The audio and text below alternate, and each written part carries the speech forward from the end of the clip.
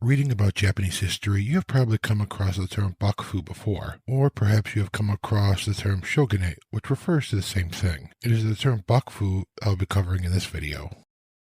Bakufu is made up of two characters. The first, pronounced baku in this case, meaning a tent or curtains. The second, fu, referring to a home or government, again in this case. It is often translated into English as tent government.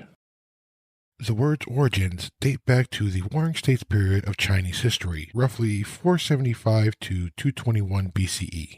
It referred to a temporary field headquarters and the center of authority for a commander of an army, what we may call a general as opposed to lower-level commanders, while on campaign. The Chinese word pronunciation I have found for this is mufu, but being an old word and the nature of Chinese language, there are a number of ways to say it, plus my tone was horrible saying it. These were not always literally tents. They could be fortresses, other kinds of buildings, or they could indeed be tent and curtain encampments. Basically, wherever the commander, general, however you want to call it, the head of the army was located, was the mufu. It was not only a military headquarters, but often it was also a headquarters of some degree of civil administration. Early in its use in Japan, it appears that at first it had something to do with the various types of guards that served the imperial court.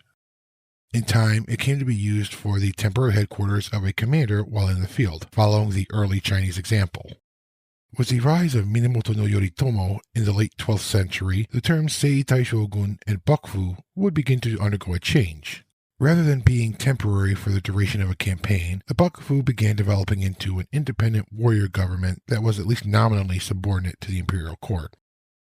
At different points in time, the various Bakufu that existed had varying degrees of influence over national politics and governance, and varying degrees of independent autonomy. Over time, as an institution, it would eventually become the dominant political center among a number in general. And to say that is extremely simplified is an understatement. The relationships between the Bakufu and other centers of powers were very complex. How much any specific Bakufu, and in fact any particular Seitai Shogun, listened to the imperial court, how much they could really be considered a government for the whole warrior class, and how much those warriors would in reality obey the Bakufu would vary and is debatable. Most commonly, the term Bakufu is used to refer to a military government, and this military government was, at least nominally, headed by someone holding the title of Seitai Shogun. The military governments of Taira no Kiyomori, Oda Nobunaga, and Toyotomi Hideyoshi are not usually called Bakufu. Maybe some people call them Bakufu, but I have never seen that. The three military governments that are commonly classified as Bakufu are the Kamakura Bakufu, the Muromachi Bakufu, and the Edo Bakufu.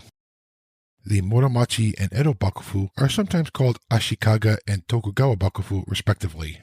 To simplify, after the late 12th century, a Bakufu was a somewhat centralized warrior government, nominally led by a Seitai Shogun and nominally subordinate to the imperial court. This is the most common usage of the term you will probably come across in works intended for a general audience for during this period. Its influence and authority in regards to the imperial court, religious institutions, the warrior class as a whole, and so on, varied. It is often translated into English as tent government, and sometimes you may see the word shogunate used instead.